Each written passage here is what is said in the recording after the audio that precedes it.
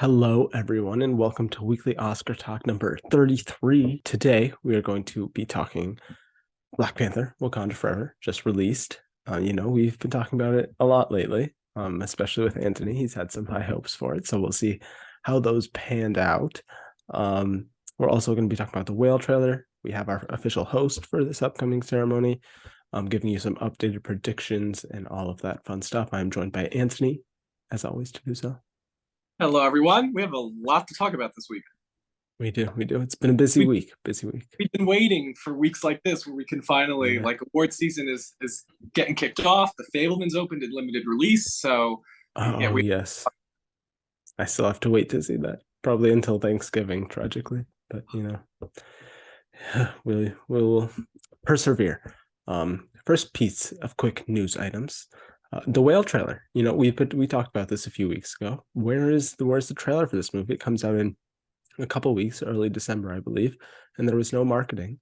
There was really everyone has just been using that one sole image of Brendan Fraser, which, if you notice, they 13 still also. use as their poster. Yeah, it's the only image that the entire the marketing team just asked A24 like, can we have some images for the poster, and they just sent them that. Yeah. At least it's not the mirrored reflection poster that the sun and Dear Evan I'll Hansen. take that. I'll take that over the whale poster. I'm so tired of that one photo. It's just that. It's getting tiring. But we got a little bit more, but still nothing really, but a little bit more in this trailer. Very, very, very short. It doesn't reveal much at all. Like 2 or 3 shots of Brendan Fraser, one shot each of Hong Chow and Sadie Sink, and shots of like the beach and rooms, empty rooms. So didn't really give much away, but that end moment, I forget where he says, but like people are good while he's crying. That was a nice little moment. So yeah, I mean I like trailers like this. I'll admit I like trailers that give absolutely nothing away. But when it's for a movie that has only had one still and I have like no clue what it looks like, I would have liked a little more still. What do you think? Yeah, I'm starting to get worried that A24 doesn't know what to do with this movie and that they're playing coy with it. We know that the possibility of this being controversial due to its depiction of obese people is possible, but I don't think that should hurt the movie necessarily, especially if you know Brendan Fraser's own relationship with obesity and his struggles. Um, I think this trailer helps Hong Chow. I think she in that one That shot, one shot was very good. Yeah. yeah, is very good. And Sadie Sink, of course, always wonderful to see her. Um, yeah, the posters. I'm It's worried the that they same don't know image. to do. It reminds me of Mother, honestly. I feel like the studio doesn't know what to do with this movie, and aside from Brendan Fraser and maybe most likely adapted screenplay because the category is so barren. Um, I don't know how this is going to translate completely. It does feel like it's falling more into the Mother camp than the Black Swan camp. Um, but I mean, it looked a lot more sensual and emotional than a lot of Darren Aronofsky's films are. So maybe it can surprise. But yeah, the fact that we like the poster is the same image that we've seen this entire time. The trailer is very hesitant. I'm worried a little bit for this movie's prospects, though still Yeah, yeah. excited. I feel like we've been saying kind of ever since the Venice premiere, people have been very high on this movie. People have been predicting Brendan Fraser to win the whole season. And then I think because people really want Brendan Fraser to win, they're like, the movie has to get into picture because he's really not going to win Best Actor. I mean, maybe, but it's very rare. If his film isn't in Best Picture, and there's 2 competitors whose films are in Best Picture. So I Which personally is think why it's I have him winning because I do yeah. think You it's have I Colin Farrell, right? Ma Rainey effect where both of those actors were out front, but it wasn't in picture, and they both lost to picture contenders. So speaking to Chadwick Boseman and Viola Davis losing to Anthony Hopkins and Frances McDormand respectively. So yeah, I mean, listen, it would be like it's in my honorable mentions right now. It's in like the Yeah. 11-14 range. Let's see what happens when it hits because if it becomes like if Brendan Fraser is able to like create this little indie darling that could in a similar vein to Everything Everywhere All at Once, maybe it hits real well. I am worried though because a holiday release and this type of sober tone, again, I just don't know if the studio knows how best to market it and whether they want to fully because they have such a bona fide hit in everything everywhere all at once. A24 usually doesn't have the right contender, and this year they have more than one. So whether they're going to pick a favorite child and just support that one is also a possibility. They've also got Aftersun, which recently has been having a big surge in especially people's predictions, thinking it's going to get in there. I just think they can only get one movie in there. And I think Brendan Fraser, his whole narrative and the actor and category being so weak is strong enough that they really don't even need to campaign him, that he'll get in there no matter what. For Other aspects of for the nomination, yeah. Yeah. Everything else, I mean, and adapted screenplay is also very weak, so that's also pretty likely. But everything else they would have to push for, and I'm not sure if they will. But yeah. Brendan Fraser doesn't he can exist apart from the movie, so at least there's that.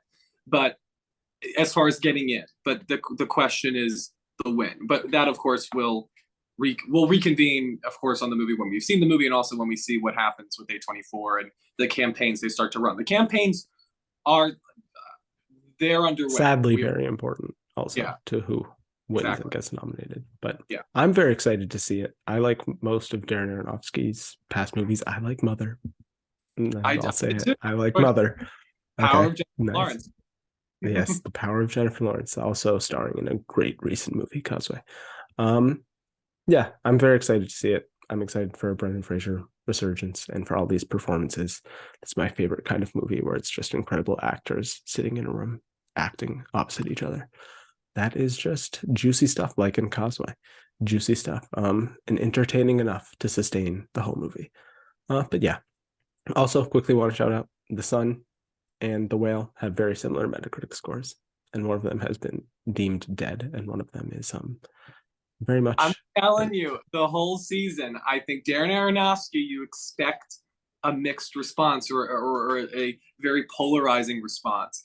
I'm not predicting either one to get into Best Picture, but I think if you're pointing out the reason why we're considering one over the other, it's that we expect that from Aronofsky. I know this is only the sophomore feature of the director from The Father, but I also think, at least with The Whale, if it has polarizing things, it has the Joker effect where Brendan Fraser stands apart from the movie. And I think anybody who dislikes the movie will still acknowledge, even if they have issues with some of the representation of obesity, they'll still acknowledge his performance. And I think that at least is helping it, because no matter how you talk about the movie, there is a part of it that you say is good, which I don't see many people doing that with The Sun. If they don't like The Sun, they're not finding those, Vanessa Kirby praise is the best it gets. Yeah, and who knows, this movie could very much be like Joker, which debuted at Venice with very mixed reactions. The public response, very mixed, lots of people not liking it, rightfully so. And it's still, but it hit well with most of the Academy and resonated with pretty much everyone there, and it got the most nominations. So Joker we can't really tell. Joker being $1 billion hit, though, helped. It's good. The Whale's going to need to have some bona fide success somewhere, and that's where I'm worried. I feel like it's going to come up short at box office with overall critical reception. Whether the critics support this movie, that's something we have yet to see. When we see LA film critics and New York film critics, when they start supporting, if they start supporting Brendan Fraser, that'll be a good sign for the movie. Yeah. Agreed. Next piece of news items. Jimmy Kimmel is our official host for the upcoming Academy Awards. Third time, I believe he hosted 2016, 2017. The year of the movies, not the year of the ceremonies. Yes. Don't worry. It's the constant struggle of being an the La La Land year and the Shape of Water year. We can't forget that La La Land year. And then 2018, they went no host. 2019, I believe they also went no host. And then whatever these past 2 years have been, whatever. 2020 was no host because it was the Steven Soderbergh year, and then last year was 3 hosts. We made up for the last 3 years of no hosts with 3 hosts. The last 2 ceremonies have been awfully disappointing. So let's hope this one's better. I know, because the last 2 ceremonies have been very controversial and have had both their own big issues surrounding them. They probably wanted to go back to a safe pick, which I can't blame them for. It just disappoints me personally, just because he doesn't add much to the ceremony for me, as long as he doesn't take away from it. Like I don't want like to spend 30 minutes of him going to a movie theater across the street, giving like bringing stars and giving people pizza. Like that's no.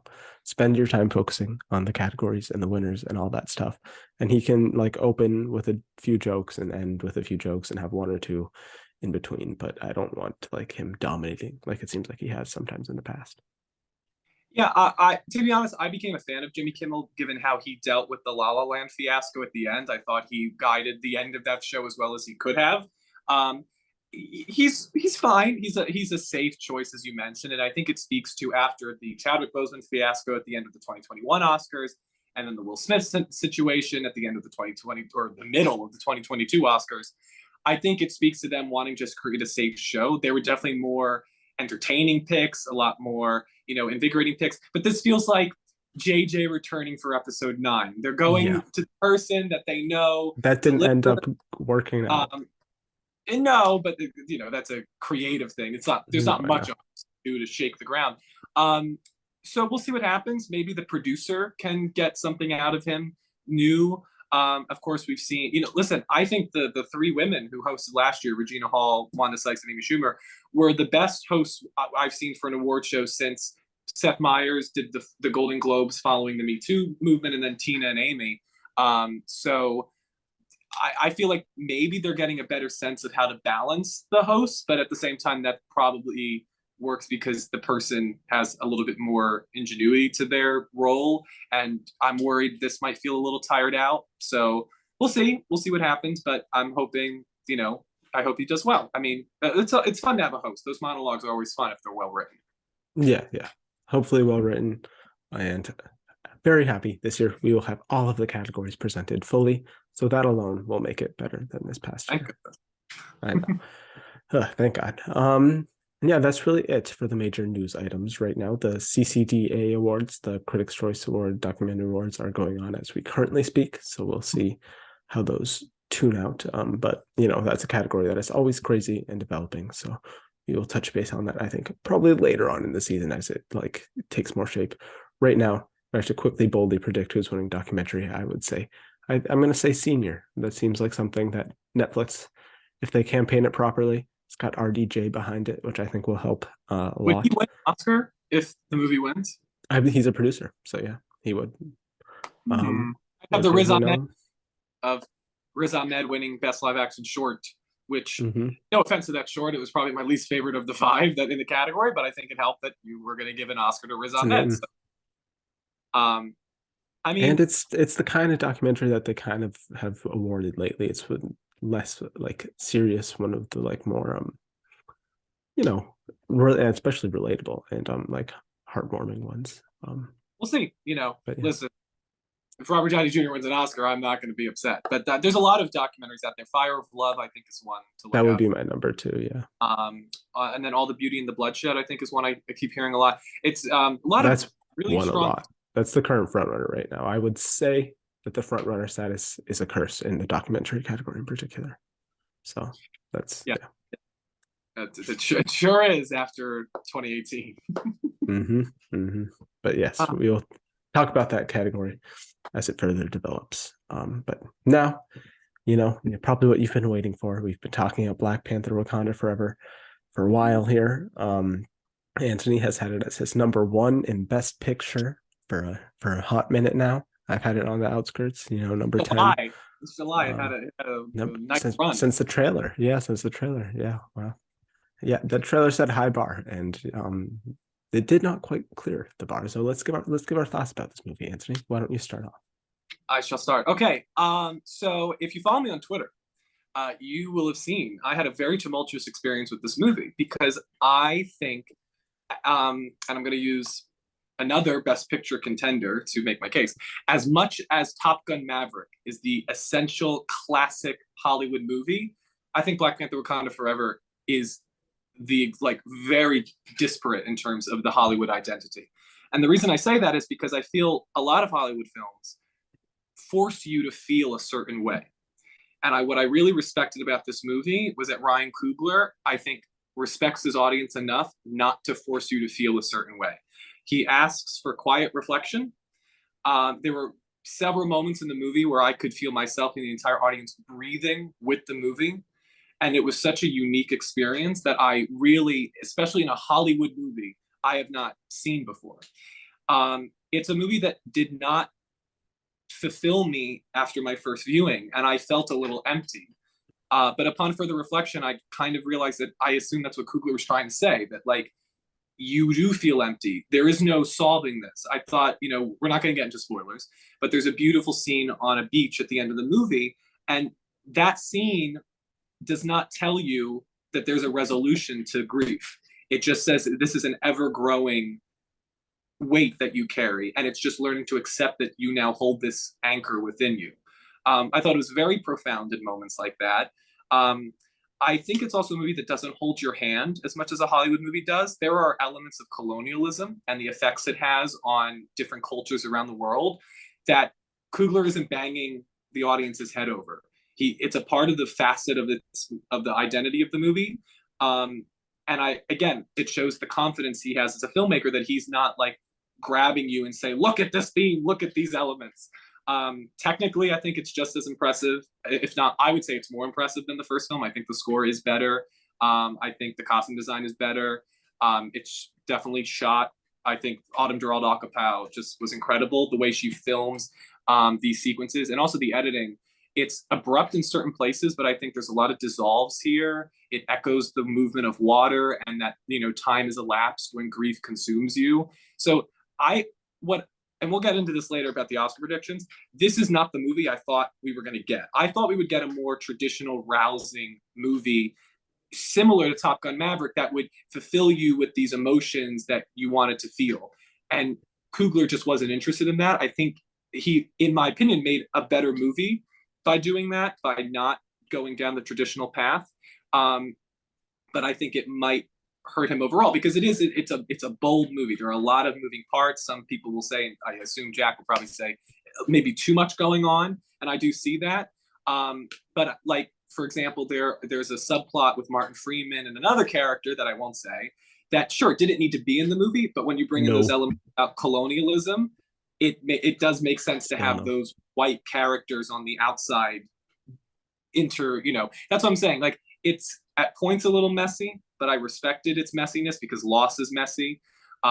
So yeah, having seen it 3 times, it's gotten better every time. I think what it does is so beautiful. It has such moments of serene beauty for me. The performances are absolutely outstanding. I think the best performances I've maybe seen in a Hollywood movie, as far as like this big budget blockbuster in years.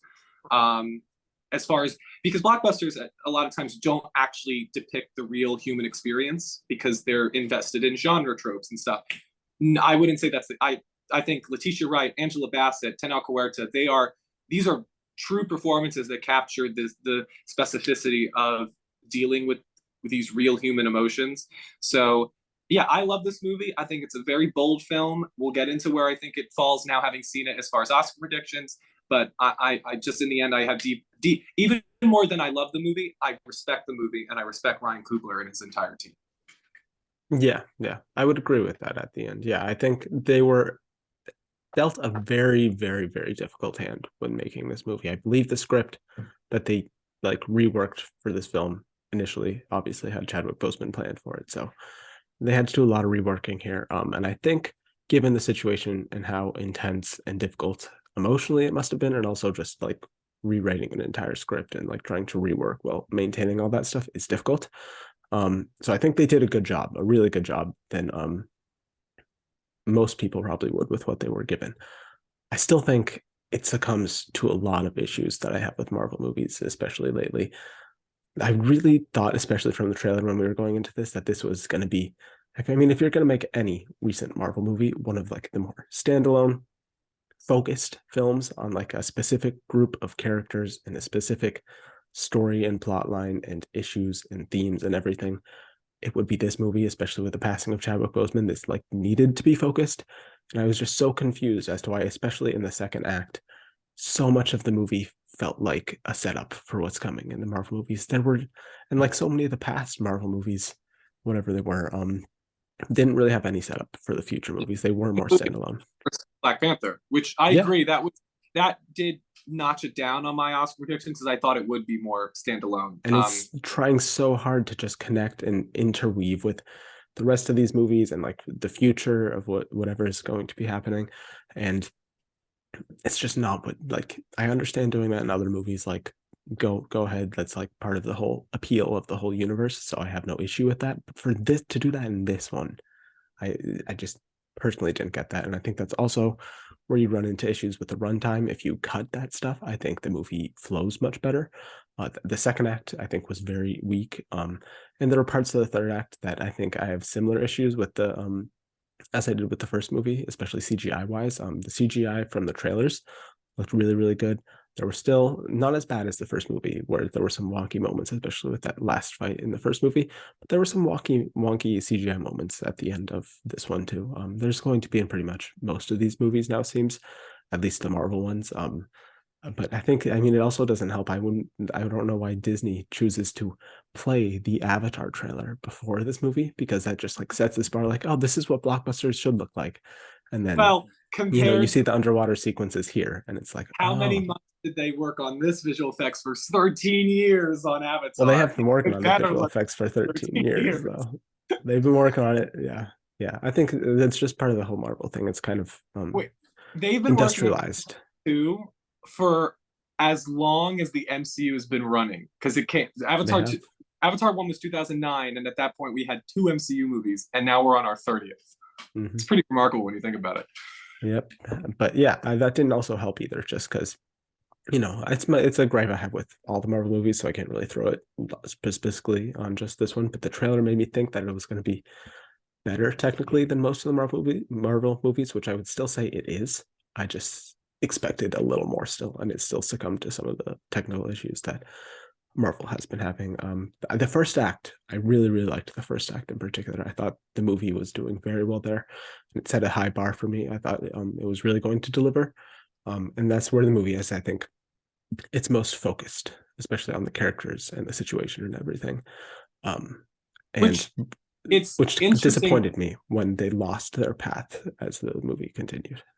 It's interesting because you say that it's the most focused at the beginning because that's arguably when the movie doesn't have a protagonist and Yeah, the protagonist finds their way, which I really admired that we had a superhero movie where the superhero isn't in it for a majority of the movie, and that there isn't the necessity to center around one character, which I think is sometimes the pitfall of these movies because sometimes this one character has nothing to do with these other characters' arcs. But I think here, like, it's such a well balanced ensemble, and they truly trust each yeah. other. Like you could see that trust.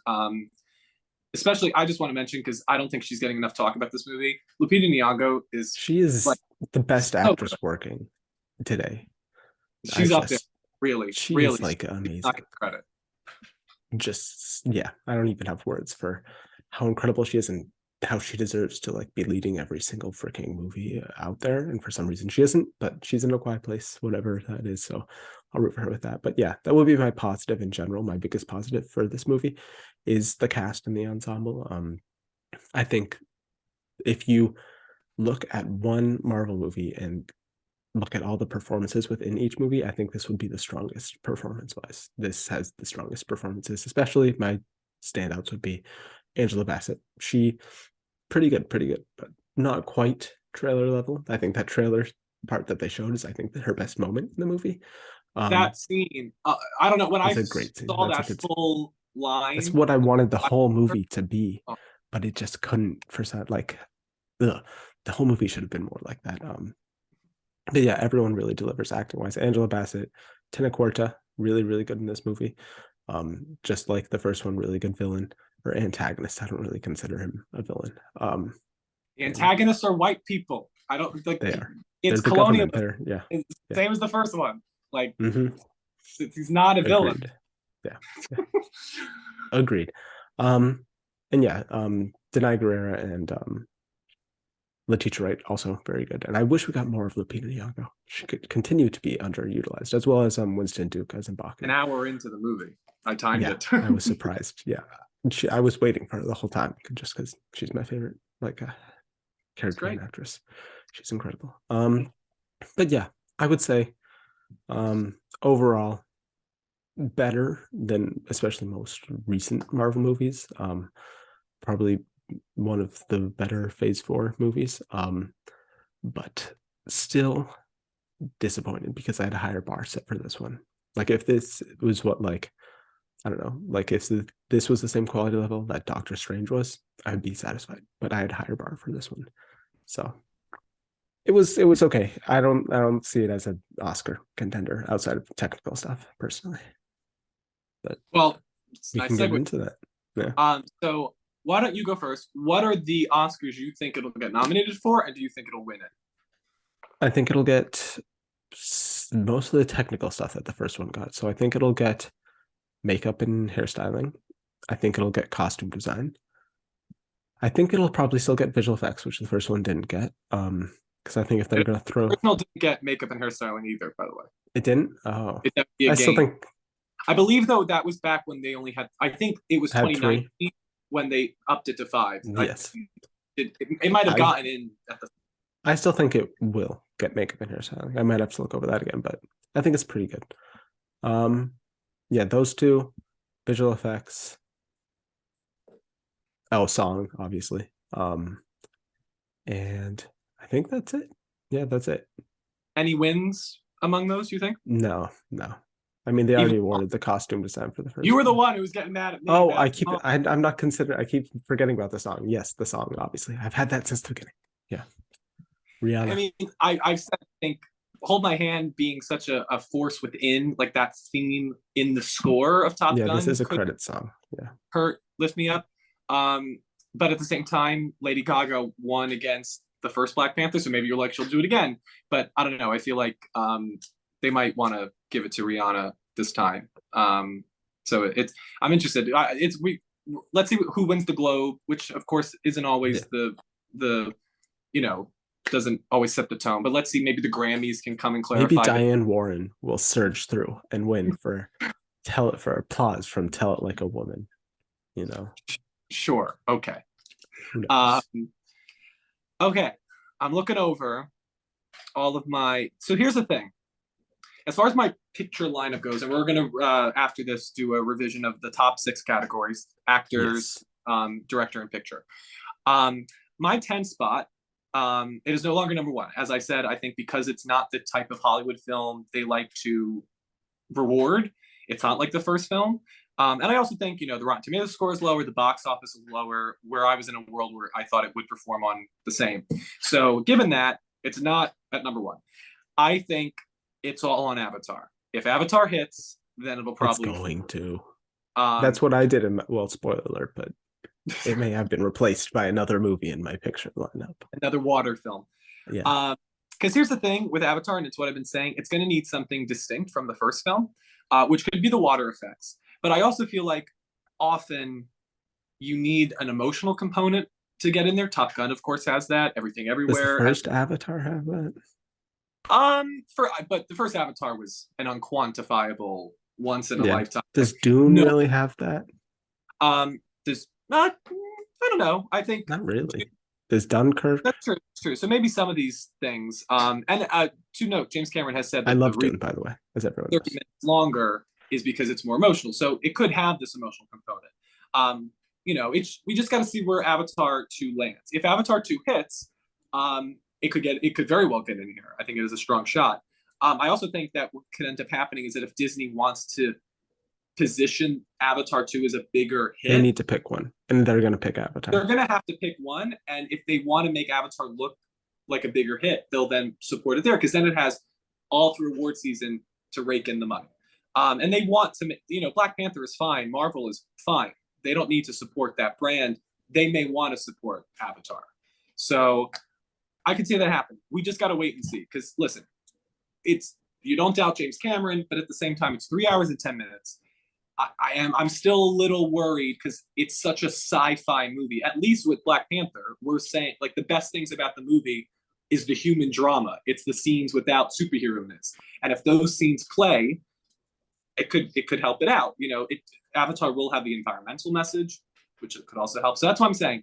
At this point, my 10 spot is either Wakanda Forever or Avatar 2. Given I've seen Wakanda Forever, I'm putting it in because it's the one I've seen. It's the one I feel more confident in. But I am completely saying that if Avatar 2 comes out and it hits strong, it will most likely get in there. And I could see even a world where James Cameron gets in there as the 5 spot. Denis Villeneuve missing Denis is Villeneuve deserved it. yeah, that's the thing that throws me. But that's just as far as Best Picture. That's where I'm at with Wakanda Forever. It's at my 10 spot now, but it's between that and Avatar. I don't think The Woman King will probably get there. I don't think The Whale is going to get in here. So those are the honorable mentions for me that are circling around the 10 spot. As far as the other categories, I think score a nomination definitely at the I don't know. Awards. I If love you look at their past, the only sequel scores that they nominate are by John Williams. They rarely do sequel score nominations. Did get a nomination for its score? No, I said other than John Williams. Yeah, he's No, the only guy who. Lord of the Rings. Well, that's different. Wow. That's different. Do you think Black Panther's on the level of Lord of the Rings? It is the only other movie to get a Best Picture, previous film to get a Best Picture nomination. I'm trying to, because there's no other movie that has been in that camp, has it? I mean, I'm sure somebody will fact check this in the comments. I don't know. I mean, Luke, he won the first one, and I think the score, in my opinion, is better. I think it's a lot more haunting. Yeah. So, and I think looking at the other contenders, you have, again, Avatar could come in here and take that spot. So we'll see. I think we have to wait and see on The Way of Water. But I see Women Talking getting in there. Yes. Babylon most likely, but again, First Man, they shut him out for First Man, Justin Hurwitz, so he could get shut out again. I don't know. This movie is stronger. I think. Let me just pull it up instead of doing this from memory. I currently have for best Fablemans. Women Talking. Eligible. Yeah, I have Women Talking, Babylon, Fablemans, Wakanda Forever, and Pinocchio. That is my 5. Okay. So, I mean, to me, that's a strong list. You got Hildur Guttendotter, you got Justin Hurwitz, Williams, Göransson, and Desplat. I mean, that's a nice cross-section of composers. Costume design, I currently have it out to win. Let's wait to see Babylon, but I think Ruthie Carter knocked it out of the park once again. I mean, just even Lupita Nyong'o's swim. Oh, it was really good. I have Elvis winning that. But... and I also think because there is, people saying we already awarded this type of costume. How many period costumes have we awarded throughout?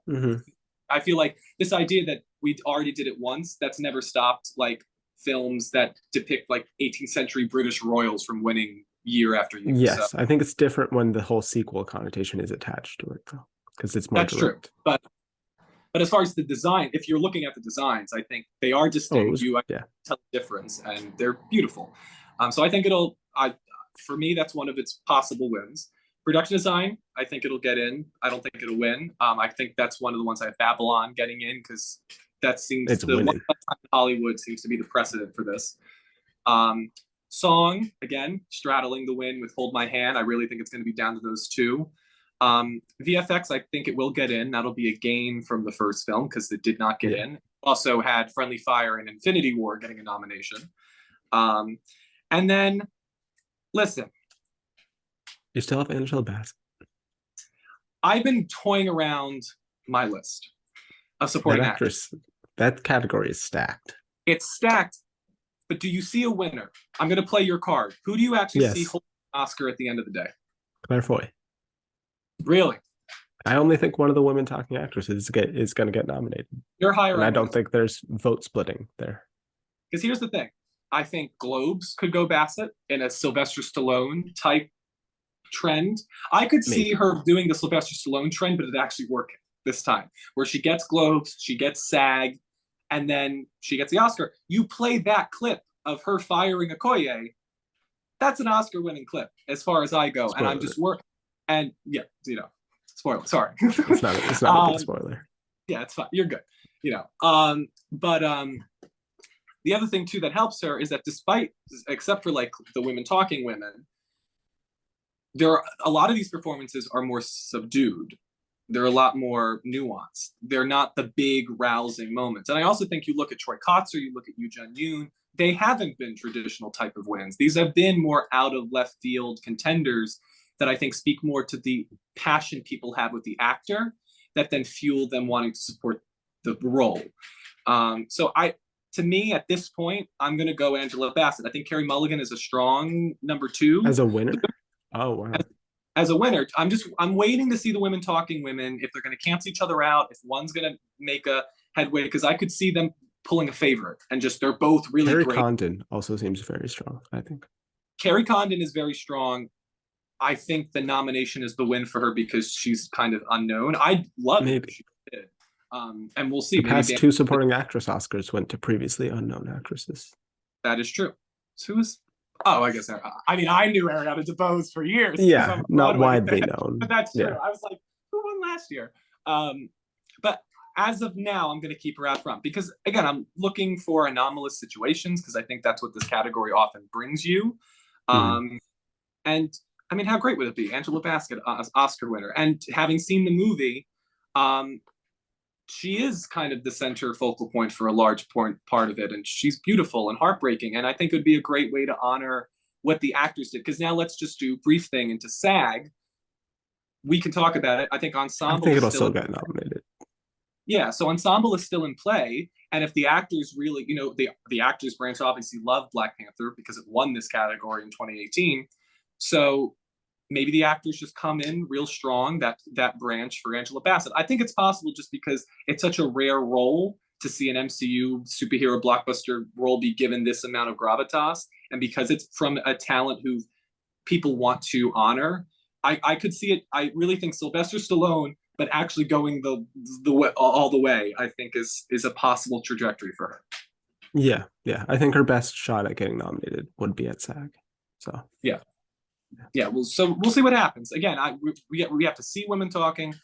That is the major question mark.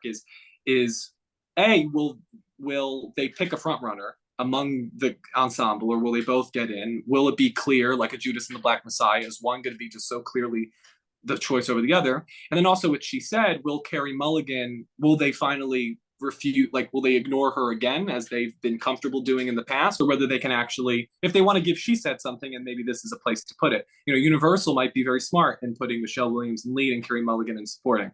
So we'll see. But at this point, I do think there's a lot of love for Angela Bassett. And, just like, Heath Ledger, I'm sure Heath Ledger, of course, was a posthumous win, but I think the conjecture, the common thought is that he probably would have won even if he was alive. And I think, there are these type of roles. We're talking about Tom Cruise and Best Actor. those Sometimes performances are completely different tiers, they're in my very different. opinion, though. Angela Bassett in Wakanda Forever and Heath Ledger in The Dark Knight. I'm just, as far as comic book roles that have gone on Yes, at they're both Oscar, comic book roles. just Hollywood roles in general, they're never going to compare to the indie roles. But the ones that manage to connect are the ones that have so much passion behind them. I think it's because his transcended. I don't think hers transcends the genre, and that movie in general transcends the genre. And I think this one succumbs to the genre. I mean, we that is true. That is true. But listen, you're always going to have your fans. Because the other thing too, like you look at Joaquin Phoenix, people hate that movie. They love him. Of course, a very different performance, and art is subjective in the end. But the passion I think people have for Angela Bassett as a person helps, and this movie definitely supports her. And what the movie needed to do was give her a scene, and she gets that scene. She gets a clearer scene than I think Tom Cruise gets, for example, in another Hollywood movie that some people are his predicting. Val Kilmer is pretty good. For Best That Actor. would be his scene. But I mean, that hers scene is better. And so that's what I'm saying. Like, if we're going to consider, now granted, supporting actress is a much more competitive category. And one movie's locked in picture. And one movie is definitely locked in picture. And, but I do think they're... And one's been nominated similar, 3 times. They're similar narratives of these big titans who've worked their entire careers. We love them. Who doesn't love Angela Bassett? You're never going to get somebody who says that. And I think what will help her is that I could see some of like the women talking performances being divisive. She said being divisive. I don't see anybody coming out of Black Panther not loving Angela Bassett. She is probably the thing you love the most, even if you don't like the movie. I think Black Panther is more divisive than both of those movies, though. The movie is maybe more divisive, but I think the performances are. It's the Joaquin Phoenix thing. It's the performance stands apart. It's the Brendan Fraser. But I don't think those performances and women talking and She Said are divisive. It's, if anything, it seems like the highlight of both of the movies. It's true. Performances usually are apart from the movies because people don't blame the actors for any issues they have with the film overall. So, I mean, we'll see what happens, but it's people like Nina Hoss, we love them, but they're not the type of performances that win. And granted, Angela Bassett is not in a type of performance that wins, but I also see them wanting to give the movie maybe something, and I think the actors are probably going to be the ones that support it the most, given they have sympathy for what the actors went through to make the movie. So we'll see, we'll see. But I'm gonna still have my faith in Angela Bassett. Interesting. Yeah, I would have Claire Foy, and then Carey Mulligan would be my strong number two. Yeah. Speaking Yeah. of updated Oscar predictions, do you want to get into those? Sure. So Okay. the question is, do you still have Women Talking number one? You give your lineup first while I consider what I'm going to put number one, because I'm not confident in that. I think I Yeah. might succumb to Fablemans. Even I think if any movie's going to overcome the front runner status, it would be this one. I'm just because Women Talking, I'm starting You've to seen feel the movie. is going to be. I have. Yes, I'm very excited to talk about it. I feel like Women Talking might become the Little Women of the season of like it's the female centric movie that I think people like a lot, but it's not like a top tier contender for many people, unfortunately. And so we'll see. I think Sarah Polley getting into director, which we'll get into, is probably a good sign for the movie. But we'll see. We'll see what happens with Women Talking. My best picture, so I'll work from the bottom up. 10, we've already talked about. It's your Disney blockbuster of choice. At 9, I have She Said. I think this movie is performing, I think, a lot better than I think it debuted with. I think it's growing in favor. You've joined the She Said train. Well, just from feeling out thoughts. You were denying it earlier when I had it in my top 10. I was denying it, but after some just feeling the vibe in the industry, I was at a Writers Guild screening for The Fablemans, and when they were there, they were talking about She Said, and the whole audience was like, "Ooh!" Like people. What I was worried is that people would not want to engage with this movie, but it seems that they do, and if that's the case, then I think it could pop here. And supporting actress, picture, screenplay. That's a pretty nice package. It's better than the Post Half, which is the previous journalism movie to get in for Best Picture. Then 8, I have Elvis working his way up the list. Also on the Elvis train. That's happy. This is a craft play. It's going to get in so many crafts, and then Austin Butler that it's just going to be that type of. And it's the only thing Warner Brothers has. Yeah. This is a big year for studios. This is the year the studios come back. 7, I have Women Talking. 6, Everything Everywhere All at Once. A24, they've won Best Picture with Moonlight. Let's see what happens with this absurdist, wonderful movie. 5 is Tar. The box office hurt this one a little bit. It's a little divisive, and I'm worried that I think it's deliciously pretentious, but I'm worried that people find it off-puttingly pretentious. Then 4, I have Babylon. It's going to be the whole until we see it. It's going to. Yeah, it's been jumping on your list. Low at the list, top of the list. I have no idea what to do this movie because we haven't seen it. And listen, we get our reactions tomorrow, by the way, everyone. So yes, we're behind on that, but we'll see. But we got to make these bold choices. Babylon. I think what helps Babylon is just the craft appeal, and then I do think Damien Chazelle is respected. It'll deliver. I mean, he hasn't missed, so. I don't think he's missed. Some people think he's missed. I mean, some people hate La La Land, and I just don't know. Are you one of those people? No. I said he hasn't missed. Yeah. No, he does not miss. So I'm like, are you? The audience. I'm sure there are some of them out there. Some of them, yeah. We don't just do this for ourselves as much as we enjoy. No. And 3, I have Banshees. I think this is going to be a sleeper hit. Writers, directors, actors, all the branches are going to love this. 2 is Top Gun. 2 is Top Gun. Ooh, wow. Yeah. Yes. I don't think it's in the winning conversation. I don't think it is either, but at the same time, there are very few things I can note against it. Like, I feel like all these other movies, I could see a world where they fall. Like Tar. I thought was strong, and then the box office isn't great, that it falls a little. I mean, we doubted Top Gun this entire time back in May. And look at it still hanging in there. If Tom Cruise comes out to campaign, it has the craft support. It has the emotion support. I mean, it has the type of passion that a film like Coda had. So, and it's also very masculine. And in a year where we have a lot of female-led movies and female-centric... Ford v Ferrari. It's your Ford v Ferrari that I think has the, I don't know. Why do you think Ford v Ferrari Because I think didn't it'll win connect? the same. Oh, I think it'll win. I think Top Gun will have a similar winning path than that one. I don't think it. I just don't think there's the same nostalgia. I think that's a lot of nostalgia I'll connected with just, Top it Gun. helps, I guess.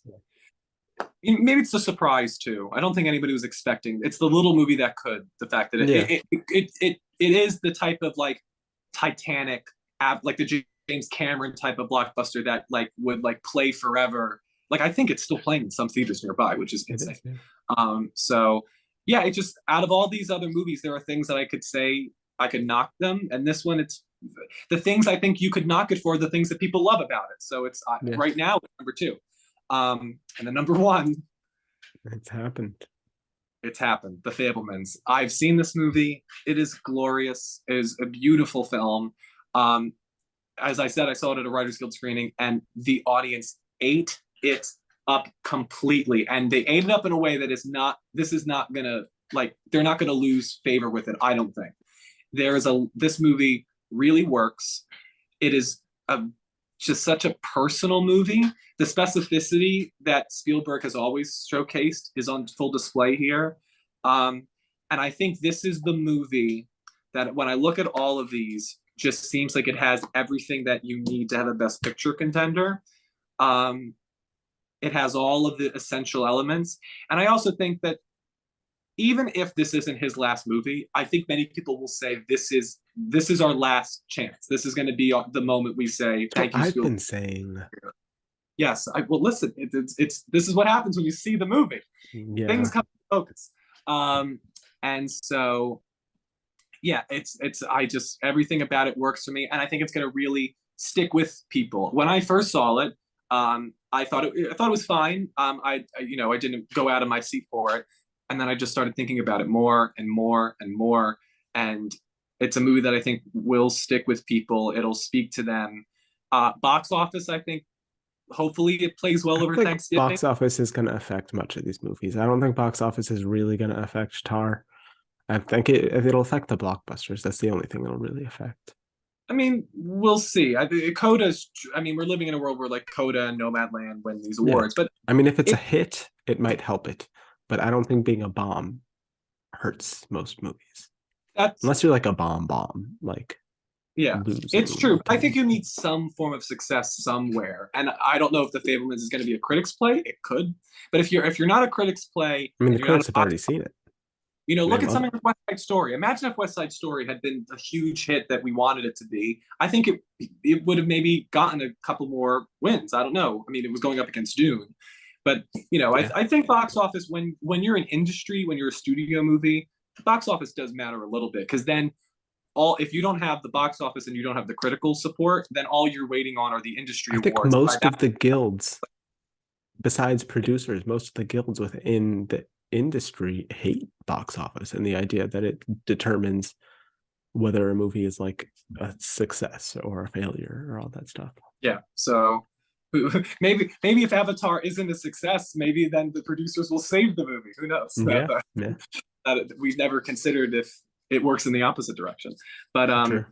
I'm just because you just you want people to feel that they're impassioned to vote for it. You look at something like Green Book, like that played very well, and so people were enthusiastic about it. If it's not a part of cultural conversation, then you don't get that same urgency to vote, and it's going to have to withstand it because it is the front runner. So the type of movies that start the front runner and withstand it to the end are those that are Yes. inescapable. Which The I think Fablemans this has been has. doing a very good job at being a subtle front runner. Like there's no one like there are movies like when they're the front runner that people are like already out for it and people are more declaratively calling it the front runner. Like I think Belfast at the beginning of the season last year, everyone was like, "Oh, it's the front runner, it's the front runner." But something about this just feels more subtle, like it's flying under the radar. Or maybe it's just because it's like there's no one who doesn't like it, so everyone's like, "Okay, I'm fine with it being the front runner." Yeah, we'll see when it opens. It could be the Parasite, just like it's such a well-regarded movie that people really fall in love with it. Because I think it's going to be difficult for people not to like the movie. You don't want to Yeah, dislike the I mean movie. the It has, reviews have been so for me, it is number one. And I can't wait to see it again. I've been counting down the days, so it opens in my local theater and I can see it. So Mm. for me right now, Spielberg, man, and he hasn't won a Best Picture since Schindler's List. He's due Yeah. for another one. Yeah. Yep. My number 10, you know, we've been talking about how many blockbusters are going to get into picture. And I just recently, in the last couple of minutes, thought about this, and I was like, we're really going to have like 3+ blockbusters in picture. It's like, no. So Considering Elvis as a blockbuster. that's a blockbuster. Yeah. I Okay. also consider Everything Ever All at Once is on the edge of being a blockbuster, I'd say, given how much money and success it's had. Um, so yeah, I have actually decided Avatar: The Way of Water is not going to be my number 10, and I'm going with Pinocchio.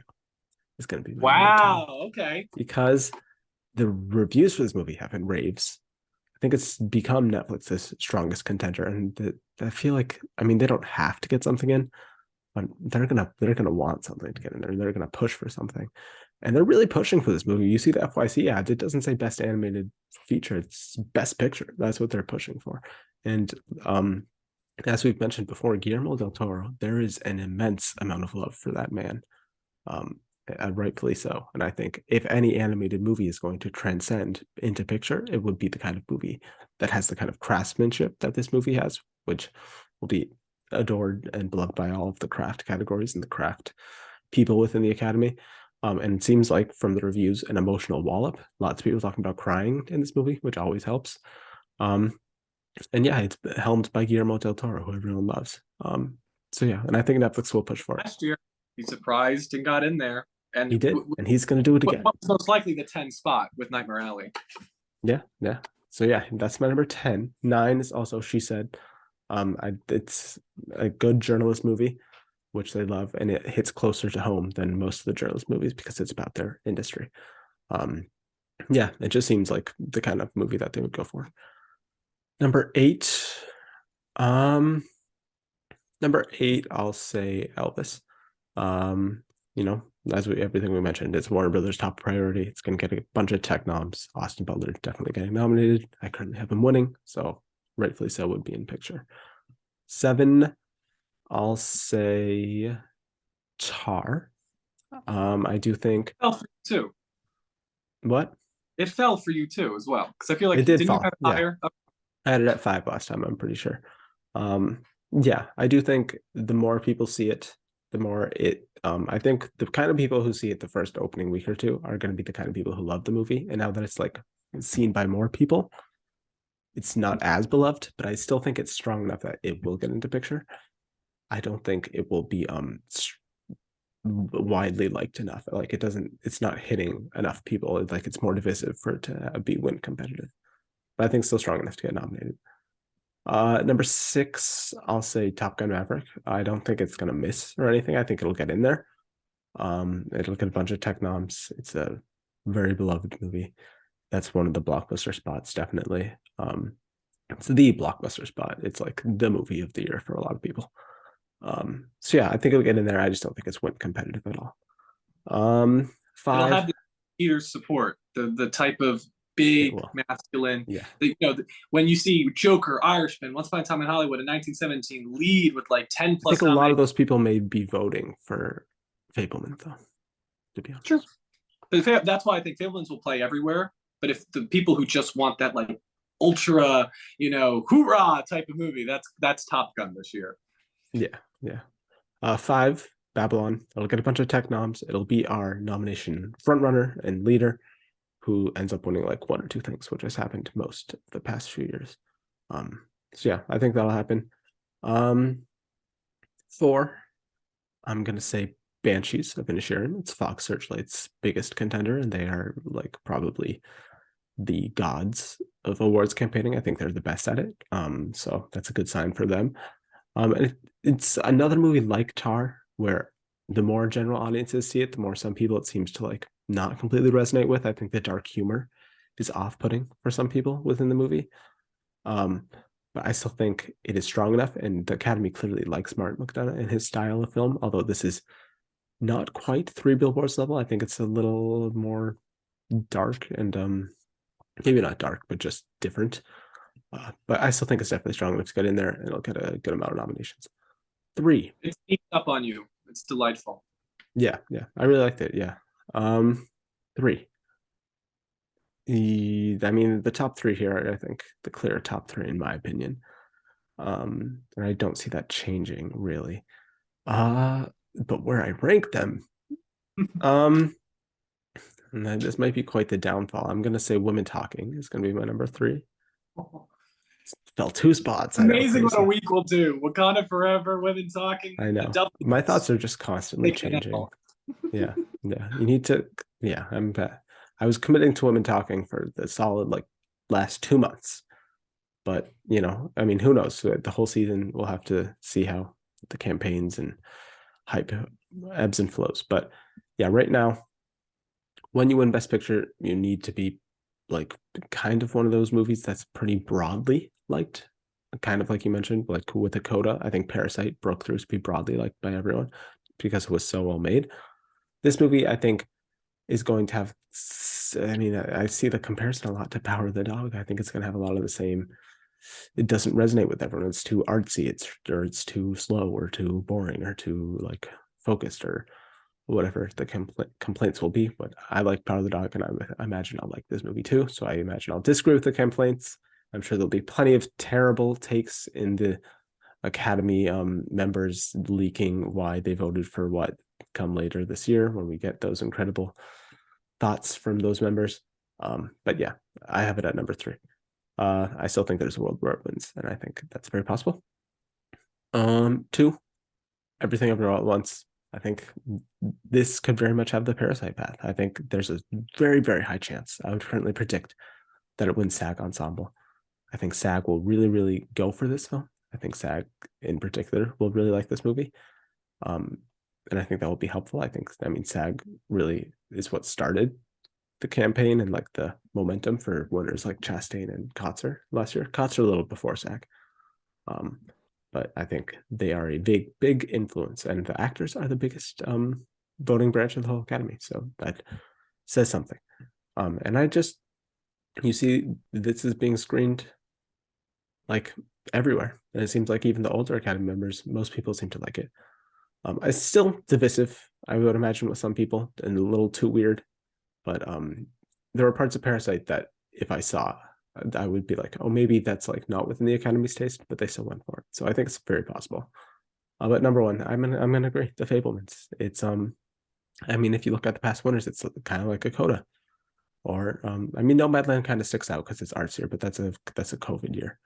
But it resonates with a broad enough group of people. There's no like specific group who it's appealing to. It's going to resonate with everyone, especially in a group of voters who are work in the film industry. So yeah, I have hopped back onto the Fablemans train. Yes, I'm now having seen the movie. I'm happy you did. Mm-hmm. So best director, or Have do we? you put Spielberg as your number one finally? I did because I am not predicting him for screenplay. I'm predicting Banshees for screenplay, and I think they're going to want to give him a separate award other than picture. Um, my other contenders are, No one can compete with him here, in my opinion. yeah, the other This is contenders are. blocked. I mean, we got to see Babylon. Let's see what type of directorial achievement that is. But Giselle is my two, which it's amazing. He's off my list. Now he's my two. Yep. It's just feeling the vibe, feeling the vibe. McDonough's my three, Polly's my four, and I was toying with a lot of names for my five. I was thinking maybe Ruben Ostlund as like your director from abroad, like the Thomas Vinterberg, the Paula Polakowski spot. His Um, movie's in English though. his movie's in English, but it is the But he is, international yeah. Yeah. contingent. He won at Cannes, I believe, um, and I do have him getting in for screenplay. So maybe him, but I think I'm gonna just go with Todd Field. If I think Tar is in my top He was five, your winner last time. He should still be there. was he my winner last time? He was your number one. Oh Yeah. God, it's amazing how things change. Yeah, Yeah, he's I at like think five. I was just because I'm upset. Like I feel like nobody's talking about Tar. Like it just went. Whew, it's like maybe it'll come back Yeah, when it'll come back. Yeah. he comes in, but I just feel like it just did not have the same impact that I thought it would. Um, Hmm. but yeah, those are my five, and I should mention it because you had Pinocchio as your 10 for picture. I put Pinocchio. We're not doing screenplay. I put Pinocchio as my fifth spot for adapted screenplay. Me also. So it's rising. I'm picture. I'm just It's worried because I'm like, you need if some of those Inside Out spots in didn't do adapted it, screenplay to be yeah, movies in picture. It's rare for, I mean, adapted is weird this year, but for that like one movie in the entire category to be a picture movie. But when you yeah. got Women Talking, She Said, Pinocchio, all of that. Well, Yeah. I have She Said now in there, which is that would be two. Yeah. Um, It's usually so still more than two. usually more. But my only thing with Pinocchio in picture is just that if Inside Out couldn't do it, and Soul couldn't do it, even though I Maybe didn't if like Guillermo del Toro did Inside Out, it could have dit. maybe I mean the Del Toro thing helps. I think that's the best And thing. there's a Is craft level to Pinocchio I don't think any Pixar movie really can true, say it has. but it could Again, also limit its appeal to broadly it seems if it's pretty over. broadly appealing. Like no one says it's too dark. It seems like kids like it from what I've seen. Clayton Yeah, Davis made a whole article about how his daughter loves Pinocchio and how it should win Best Picture. So, it's true. you I'm know, looking forward to the movie, so it could very well get in there at the number 10. I think it's not a it's a bold choice, but I don't think it's a completely unreasonable choice. It's a good pick. Anyway, what are your five? Do you agree that it's those Spielberg, five? yeah, Spielberg number one, pretty easy. Damien Chazelle number two, Todd Field number three, Sarah Polley number four. I do think there are some complaints about the color grading, so I do think there's a world where she could miss, but I still think she is strong enough in there. Number five, I'm very tempted to say Martin McDonough. Maybe I should just say Martin McDonough, but there needs to be an international spot. There needs to be. There doesn't need to be, but there has been for the most past years. So I'll just flip flop. You know, a few weeks ago I said it was Edward Berger. Then last time I said Alejandro Inarritu. Now I'll say it's Park Chan Wook is going to be my number I was five. gonna about to say. I think we had some comments mentioned Decision to Leave, which have you seen? I have not. No, It's a great movie. If you love movies like Chinatown and Vertigo, it's that, but a lot more like I and keep he's very well respected. sensual. But it's a very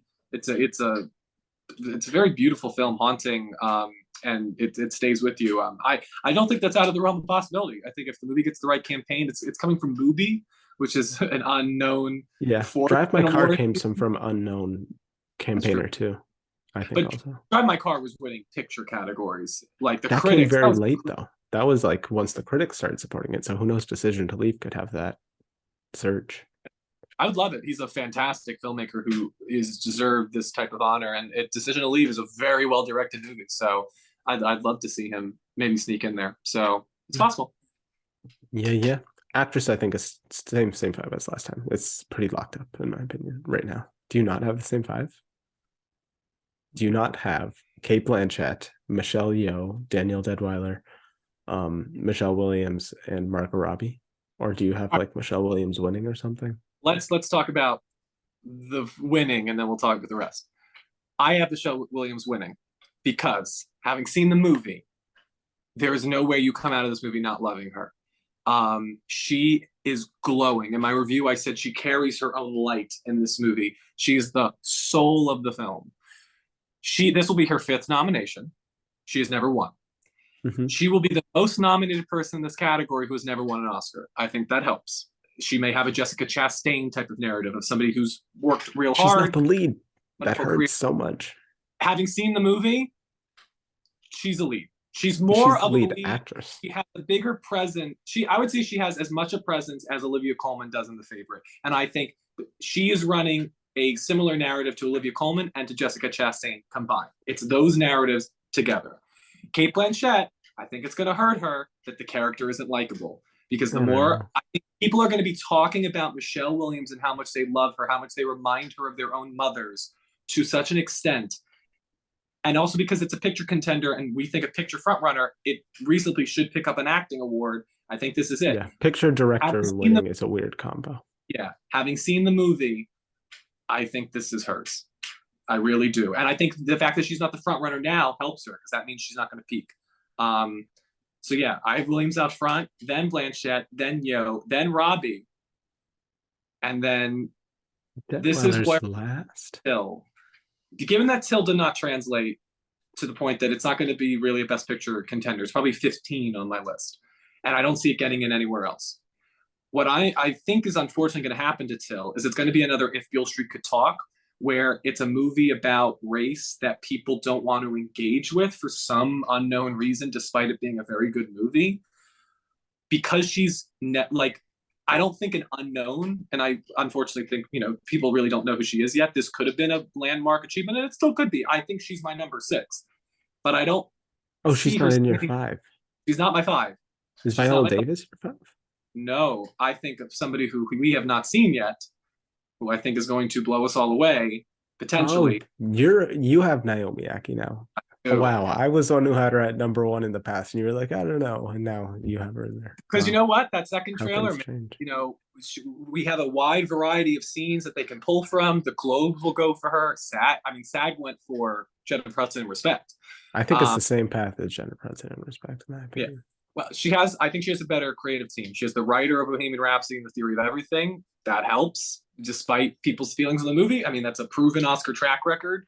It has a better release date than Till. It'll hit later. It could be a big, if people don't want to see Avatar, if you don't want to spend 3.5 hours in a movie theater over Christmas, I think that's the movie you might go to as like the Or other. Babylon, but it's Yeah, also so 3 hours. But that's what I'm saying. I think I Want to Dance with Somebody might actually be the the movie of choice, like Greatest Showman. It was that unexpected big Christmas hit.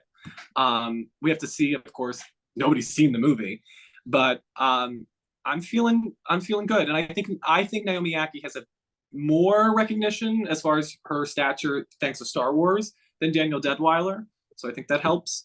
So really, do you I'm think people going. remember her from Rise of Skywalker?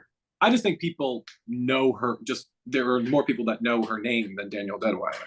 Though Probably. Daniel Deadweiler has probably been more in the awards indie circuits. So anyway, it's unfortunate that we're in another situation. At least in my analysis of it, where a bunch of people of color are fighting for this 5th spot, like we saw with Lupita Nyong'o and Cynthia Erivo and Michelle Yeoh's Aquafina strong fighting. in there though. Michelle Yeoh is stronger, but yeah, between Viola Davis and Daniel Deadweiler and Naomi Aki, I think the other two, maybe it's just that the other two have fallen a little bit, and Naomi Aki's an untested quantity at this point, but I'm gonna go with her because I think people are gonna like Rami Malek. They're gonna fall in love with her. So yeah, that's where I'm leaning. Hmm. We're flip flopping here a little bit. Kate Blanchett We're is, having yeah, fun. my number Making it 1. fun. It would be It boring if we is were like the same 5 from the September whole to season. February. Yeah, So yeah. My 5 is still we the do same. this. Kate Blanchett, then Michelle Yeoh, then probably Michelle Williams, number 3 now, then Daniel Deadweiler, then Margot Robbie. When And you see I wish Fableman's Jennifer Lawrence.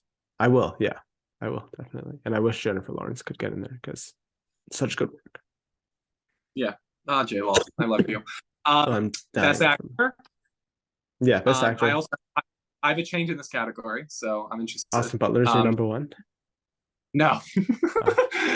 Oh, um, yeah, I still have Colin Farrell as my number yeah. 1, then Brendan Fraser, then Austin Butler. I'm just, I have to wait to see Bill Nye. I'm considering, but I just feel like that movie's going to be too small when all is said and done. We'll see. The BAFTA contingent could help him.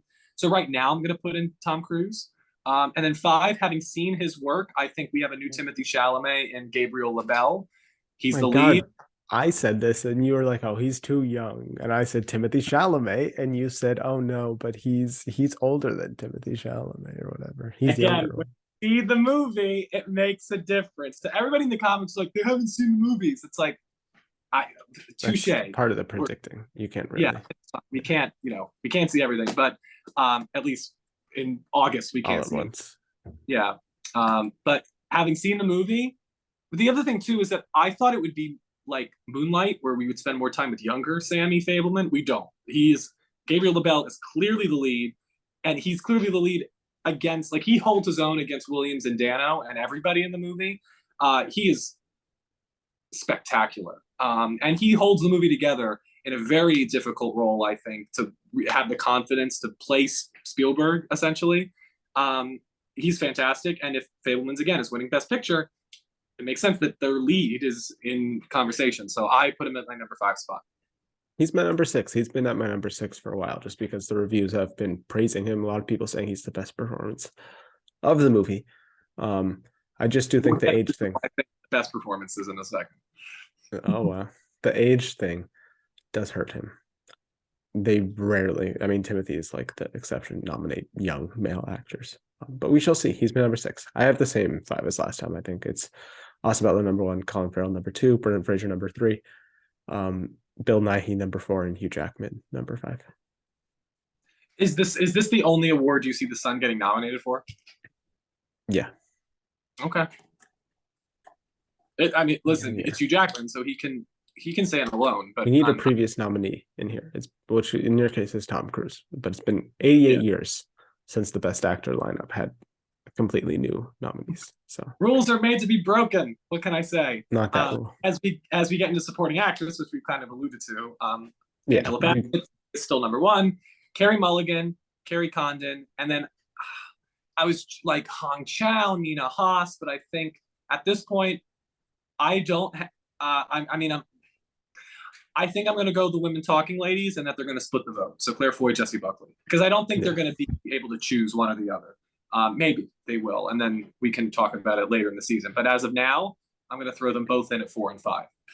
My number 1 is Claire Foy / Jessie Buckley, whichever one gets nominated, because I don't think either of them. I don't think it's going to be a double nomination thing.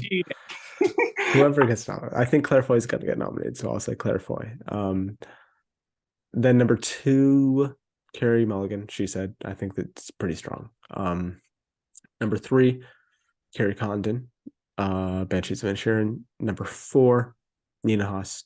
Tar, probably, although I'll make her my number 5. My number 4 is Hong Chow in The Whale, and I would look out for Jean Smart in Babylon. I still think people are underestimating her there, but yeah, we shall see. All right, supporting actor.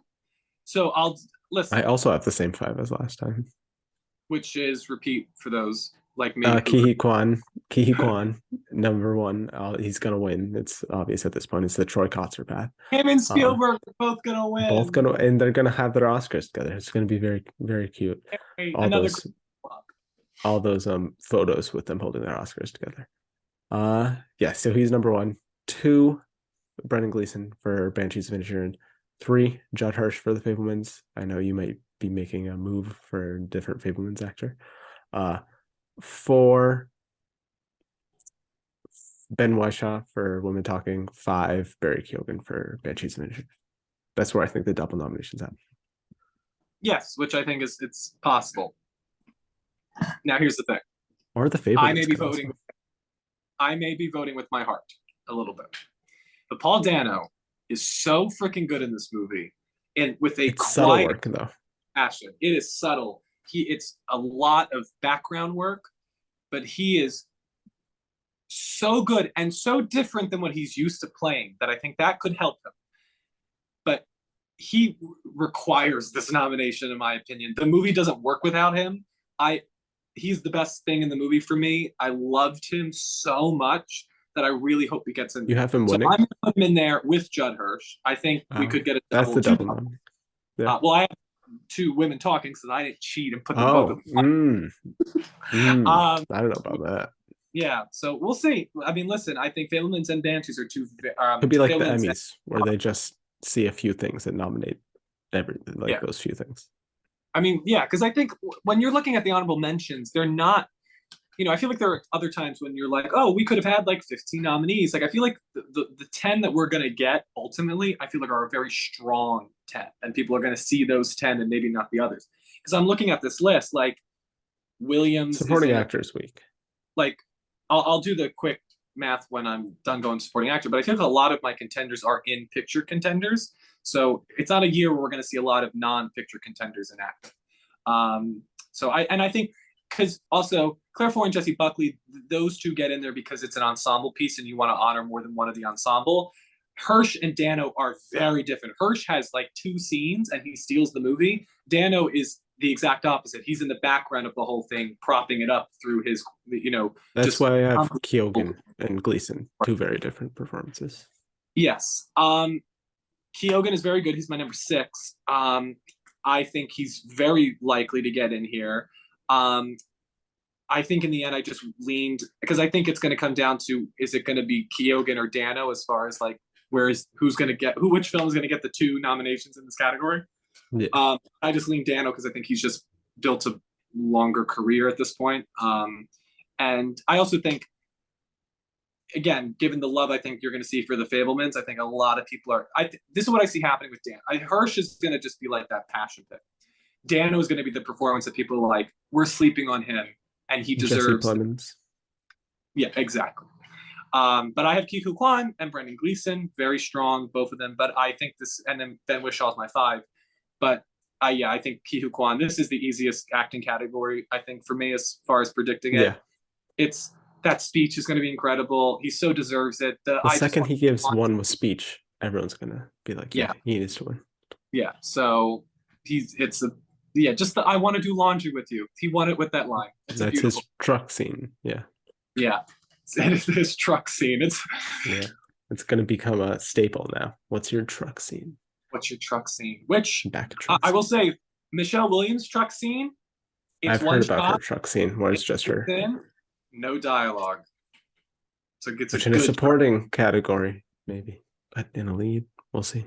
It's having seen it, it's a lead performance. It's a big performance. It's a bigger performance than like co-leads that go and support it, I'd say.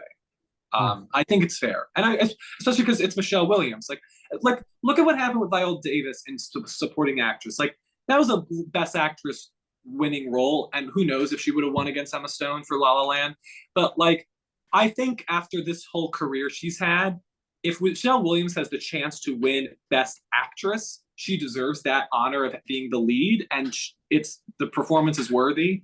And as you can see, I think she can do it. So, in a perfect world, I think she deserves Best Actress over Supporting Actress. Yeah. So those are our updated predictions. Look how much can change in a week, So thank you all for watching. Our thoughts on the Whale trailer, Fablemans, updated predictions, Black Panther: Wakanda Forever, Coast. A lot of stuff happened this week. Comment your thoughts on all those things down below. Like the video, subscribe, all that fun stuff. Stay tuned for more continual coverage of the Oscar season as it continues. Emmy season kicking up. Not anytime soon, but I'm looking forward to it. I was like, what? I'm looking forward to it with what we have. Should we start Grammy season? That's not my forte. But Taylor Swift should win. Yeah, that's what I say. But Anthony, where can they find you on the internet? You can find me for the time being on Twitter, if it doesn't collapse in the next couple of days, at Anthony_post. You can also find me with that handle on Letterboxd and Instagram. And here on YouTube, Spoilers Ahead with Anthony Post, uploaded a bunch of reviews for Banshees, Fablemans, which it's always fun. I don't know if you ever have this feeling when you review a movie and then later you have improved thoughts on the movie. Because my Fablemans review, I think people think I'm mixed, but I end up saying it's a good film, and now I think it's a great film. So it's always fun. But and also a Wakanda Forever review where I did a different type of thing. I don't know if you saw it, but it verges on the lines of video essay with my review. Oh, nice. I'll have to check it out. Yeah, so check that out there. And we will probably be taking a break because next week will be Thanksgiving. It will be Thanksgiving week. True. So we'll probably be back with Glass Onion reactions, and maybe we'll touch on screenplay. So make sure to stay with us. Subscribe if you haven't. Yes, please. So I'm also on Twitter, Oscar Film FC. Maybe joining Mastodon soon. Who knows? Letterboxd, also I believe Oscar Film FC. I don't know. It's linked to this YouTube page, so you can find it that way also. But yeah, thank you all for watching, and we will see you maybe next week. Who knows? Let's see. Bye.